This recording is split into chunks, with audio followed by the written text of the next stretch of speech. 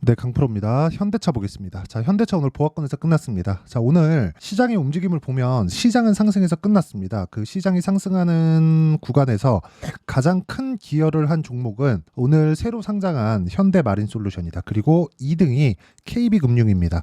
자, KB금융하면 원래 1월달과 2월달에는 현대차와 함께 밸류업 프로그램에 대한 내용이 부각이 됐었던 그런 종목이죠. 근데 이 구간에서 보면 지금은 밸류업 프로그램이 계속해서 반영을 받고 있고 시세까지 연결이 되는 건 금융주가 맞아요. 근데 현대차와 KB금융 그리고 전체적인 금융주의 움직임은 차이가 있죠. 현대차는 약간 오너의 조금 입김이 강하고 여기 금융주들 같은 경우에는 오너 주식회사의 이 기본 개념인 주주의 개념을 가지고 있는 기업입니다. 그렇기 때문에 현대차하고 여기 KB금융 그렇죠. KB금융하고의 주가가 KB금융은 다시 올라와서 여기 고가를 수렴해 있는 그런 상황인데 현대차는 고가를 수렴하지 못해 있는 물론 반등 구간이 또 나올 거예요. 나올 건데 고가를 수렴은 아직까지 못해 있는 그런 상황이다. 이런 상황이 왜 벌어지냐면 KB금융 같은 경우에는요. 아까 전에도 말씀드렸지만 오너의 개념이 아니에요. 그렇죠. 현대차는 오너의 개념을 가지고 있죠. 즉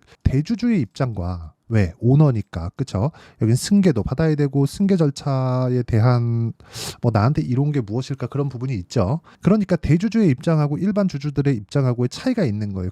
근데 대주주는 곧 회사라고 볼 수 있으니까 그 회사의 이익과 이 주주의 이익이 상반되는 겁니다. 그런데 KB금융 같은 경우에는 그렇지 않죠. 금융 기업 그쵸 뭐 국민은행을 만든 사람이 뭐 창업주가 나와가지고 내가 뭐 승계할 거야 그게 안 되죠. 그렇기 때문에 우리가 봐야 되는 내용은 KB금융을 포함해서 지금 전체적으로 뭐 밸류업 프로그램이 아주 실망스럽지만 밸류업 프로그램에 대한 내용은 기본적으로 이제 그 전에 그쵸 이 내용이 나오기 전에 진행됐었던 그 주주 환원을 잘 해왔었던 그런 기업들로만 국한이 되고 밸류업 프로그램에 대한 부분은 이제 끝났다. 하지만 현대차를 봤을 때 그쵸 밸류업 프로그램으로 인해서 시세가 먼저 조금이라도 더 빨리 나온 것은 맞습니다. 그런데 애초에 강한 움직임을 보였고요. 그리고 계속해서 이걸 보셔야 되는데 기아 자 기아 보셔야 돼요. 기아를 보면 이미 밸류업 프로그램에 대한 내용이 발표되기 전에 어떻게 됐습니까? 12월 달에 이미 신고가를 만들어 놨다는 점 이런 부분을 감안한다면 자, 지금 현대차가 가격대를 고가에서 거의 뭐 한 3만 원, 4만 원 이 정도 가격대를 유지할 수 있는 건 실적 때문이라는 점을 제가 분명히 말씀드리고요. 그리고 앞으로 실적이 개선될 수 있는 사항들이 있습니다. 실제 북미 쪽에서의 호응도가 굉장히 높고요. 그리고 전기차, 그렇죠? 친환경차 판매량도 지속적으로 높아져 가고 있고 이쪽에 대한 부분은 사실상 시장을 선점해 가고 있다고 봐도 과언이 아닙니다. 물론 이렇게 그 플랫폼 자체가 바뀜에 따라서 그쵸 방식 자체가 바뀌었잖아요. 내연기관에서 이쪽으로 바뀌면서 새로운 기회를 얻었다고 보면 됩니다. 그런데 다시 뭐 내연기관으로 돌아간다. 최근에 막 그런 얘기들이 있습니다. 하이브리드 자동차를 조금 더 밀고 뭐 전기차 시대 안 오는 거 아니냐 막 이런 상황이 있던데 요즘에 그 소렌토 하이브리드 같은 거를 못 보셔 는지는 잘 모르겠는데 인기가 상당합니다. 그 미국에도 마찬가지예요. 근데 뭐 그런 단계를 거쳐가는 거지 뭐 지금 진행하고 있는 뭐 이 GMP 플랫폼이 뭐 나쁘다 뭐 그런 내용은 아닙니다. 그냥 우리는 현대차 볼 때 뭐 밸류업 프로그램이나 배당이나 그런 부분보다 기본적으로 실적에 대한 증가분 그리고 그 실적에 대한 부분이 추세를 타고 가고 있다. 이 부분에 집중하는 게 중요하다고 저는 판단을 합니다. 자 그러면 답 나왔죠. 현대차를 봤을 때는 우리가 실적에 집중을 하자. 하지만 실적에 대한 부분이 이걸 한번 보여드리겠습니다. 제가 장기 차트. 자, 기아의 실적을 보면, 자, 기본적으로 이익을 보는 것보다 주당 순위 그리고 매출액을 봐야 됩니다. 자, 볼륨을 높이는 게 주식시장에선 중요해요. 이익이 높아지는 게 더 중요한 게 아니에요? 아닙니다. 매출, 즉 볼륨이 계속해서 높아져야 돼요. 물론 이런 과정에서 뭐 약간 마진이 떨어질 수도 있고 그런 상황이 나올 수도 있습니다. 그래서 영업이익이 꺾이는 것보다 매출이 꺾였을 때는 그 시장성을 잃어간다는 내용이기 때문에 이런 부분에 집중하는 것이 좋고 그래서 이 매출액에 대한 부분 즉 전망치를 봤을 때 지금 24년도 대비해서 그쵸 거의 한 25%에서 한 30% 정도 늘어나는 게 앞으로 4개년치 올해 포함해서 4개년치의 계획입니다. 올해도 전체적으로 실적이 나온 건 아니니까. 근데 주가는 어떻죠? 계속해서 신고가 구간을 만들어가고 있다. 그리고 장기 침체를 겪고 왔어요. 여기 2011년도 이후에 그쵸? 계속해서 역성장을 해왔는데 여기 보시면 아시겠지만 매출이 정체되었다. 즉 성장성이 꺾여 있었다. 하지만 전기차 시대가 왔고 이런 구간을 잘 준비해온 결과 지금의 상황을 만들었다고 보시면 됩니다. 그러면 밸류업 프로그램은 어떻게 되나요? 이게 궁금하신 분들이 있을 텐데 이것 관련해서도 제가 이야기를 드릴 텐데 더 중요한 현대차의 타점을 어떻게 잡아야 될까? 그리고 제가 현대차를 왜 보는지에 대해서 이야기를 드리겠습니다. 이건 제 매매가 어떻게 진행되는지를 보시면 명확하게 알 수 있는 내용인데 자, 재룡 산업을 보시면 제가 오늘 매도를 했습니다. 매도한 결과 35% 정도 수익 내고 나왔는데 제가 항상 매매하는 과정에서 이렇게 수익을 내는 건 아니에요. 이거 실제 제 계좌에서 거래가 되고 있는 내용이고 이걸 보셔야 됩니다. 미래 가치를 반영하는 주식시장의 특성이 있습니다. 그리고 이건 선반영돼요. 가격이. 그러면 가격이 먼저 올라갔을 때 호재거리가 있다는 거예요. 자, 그러면 이걸 이렇게 보시자고요. 매집한다 장대양봉. 이게 아니라 매집, 매물소와 시세 끝. 그리고 이런 부분이 연결해서 만드는 게 추세입니다. 그렇죠? 그러면 우리는 뭘 보고 사야 돼요? 올라간다, 호재 있네.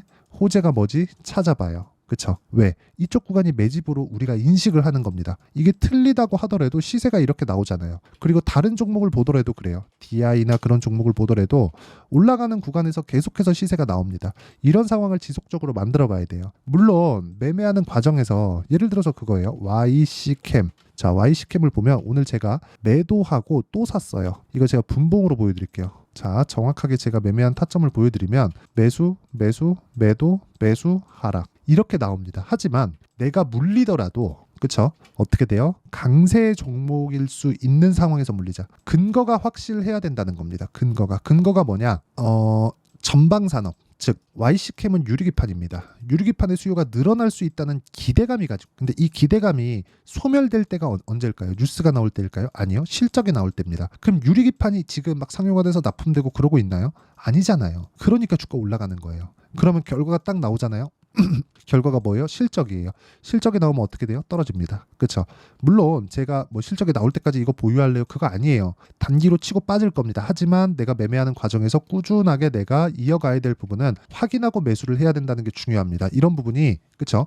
완성이 됐을 때 아까 전에 제가 뭐 재룡산업 같은 경우에도 보여드렸지만 이런 매매를 꾸준히 할 수 있다는 거고 뭐 다른 종목을 보더라도 마찬가지입니다. 뭐 자람 테크놀로지 그렇죠? 여기 자람 테크놀로지나 이런 종목을 보더라도 어때요? 올라가는 구간에서 매매를 했을 때 꾸준하게 수익 날 수 있는 그런 상황을 만들어 간다. 이게 답입니다. 그래서 내가 매매하는 과정에서 어떻게 매매해야 될지 잘 모르겠다 하시는 분들은요. 와가지고 제가 장 시작 전에 다 공유를 합니다. 이렇게 그렇죠? 장 시작 전에 공유하고 있으니까 와서 배우시고요. 구독과 좋아요 눌러주시고 상단에 있는 전화번호로 구독 또는 10억이라고 문자 보내주시면 제가 소통방 입장 링크를 순차적으로 공유를 해드리도록 하겠고요. 그리고 자 현대차를 포함해서 시세가 나오는 원리 그리고 이렇게 타점을 잡는 원리에 대한 부분은요. 아까 전에 말씀드렸죠. 제가 여기 현대차의 단기 보유 전략 그쵸? 보유 기간을 줄여야 됩니다. 현대차도 마찬가지예요. 그래서 이 내용과 함께 현대차의 실시간 타점을 제가 문자로 공유를 해드리도록 할 테니까 상단에 있는 전화번호로 현대차라고 문자 보내주시면 제가 실시간 타점과 함께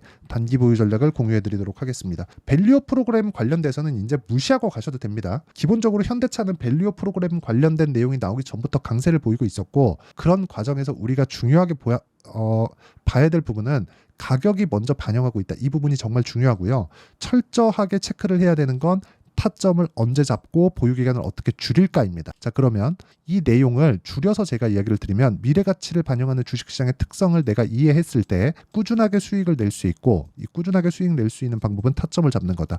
이런 과정에서 손절 있을 수 있습니다. 하지만 손절을 하기 위한 전략조차도 우리가 강한 구간에서 매수했을 때 손절이 나오는 거지 약한 구간에서 매수를 했을 때 내 싸게 잡으려고 약한 구간에서 매수하잖아요. 그러면 손절이 나오는 것 자체도 어렵다. 자, 그래서 이런 부분을 어떻게 이해해서 어떻게 판단해야 내가 꾸준하게 수익을 낼 수 있는지 그리고 어느 정도 성과가 나오는지를 제가 다 이해를 시켜드리도록 할 테니까 영상 끝까지 시청하시고요. 모든 분들이 성공 투자하셨으면 참 좋겠습니다.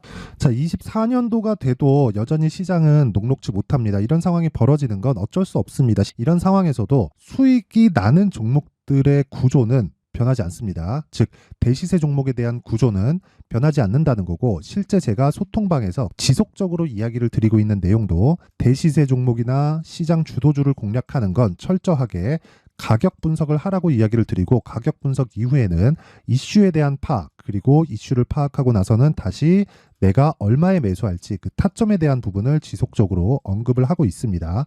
자, 근데 생각해 보세요. 시장이 굉장히 어려웠습니다. 어려운 상황에서의 어떤 종목들이 강했냐 보면 반도체와 그리고 바이오입니다. 자, 실제 여기 보면요.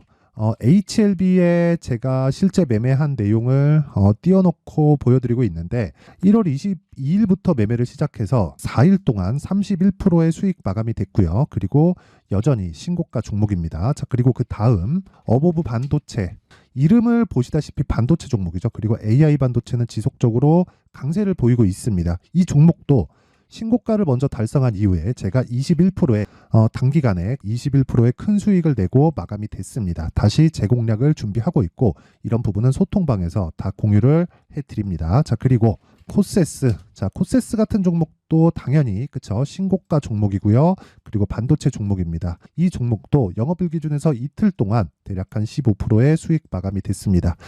내용을 한번 보시면 어떻습니까? HLB를 포함해서 뭐 30%, 20%, 뭐 15% 이런 식의 수익이 지속적으로 발생하고 있는데 이 세 종목 모두 다 신고가 종목이고 1월 달에 시장이 약세를 보이고 있는 구간에서도 강했었던 그런 종목입니다. 특징점이 하나 있는데 그 이슈에 앞서서 가격이 먼저 반영했다는 거죠. 그렇게 제가 가격을 먼저 보고 이슈에 대해서 파악하는 이유는 결과적으로는 큰 시세를 먹기 위한 사전 준비 작업입니다. 실제로 큰 시세를 먹기 위해서 사전 준비 작업을 했을 때 여기 레인보우 로보틱스 127% 그리고 ISC 98% 그리고 한미반도체 97%의 큰 수익을 내는 상황을 만들 수 있습니다. 어떤 식으로 소통방에서 진행됐는지 그쵸, 그 상황을 제가 이야기를 드린 건데 이런 상황도요 당연히 신고가를 공략했을 때 가능한 겁니다. 자, 그러면 이번에도 마찬가지입니다. 그쵸, 정부 주도의 코리아 디스카운트 해소 방안이 2월 달에 발표를 하고요. 그리고 2월 달에 발표된 내용을 토대로 주가가 움직이는 게 아니라 이미 움직인 내용이 있죠. 실제 이 내용은